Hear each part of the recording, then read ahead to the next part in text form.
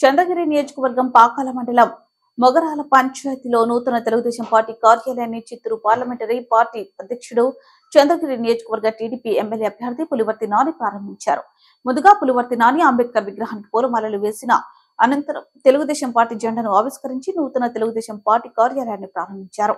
ప్రారంభోత్సవానికి ముఖ్య అతిథిగా విచ్చేసిన పులివర్తి నానికి టీడీపీ జనసేన నాయకులు కార్యకర్తలు ఘన స్వాగతం పలికిన అనంతరం పులివర్తి నాని ఇంటికి వెళ్లి మీ ఇంటికి వద్దకు మీ పులివర్తి నాని బాబు ష్యూరిటీ భవిష్యత్తు గ్యారంటీ కరపత్రాలను పంచి వచ్చే సార్వత్రిక ఎన్నికల్లో తెలుగుదేశం పార్టీని గెలిపించి పాకాల మండలం అభివృద్ధికి తోడ్పడాలని కోరారు. ఈ కార్యక్రమంలో టీడీపీ జనసేన నాయకులు కార్యకర్తలు మహిళలు యువత మరియు తదితరులు పాల్గొన్నారు.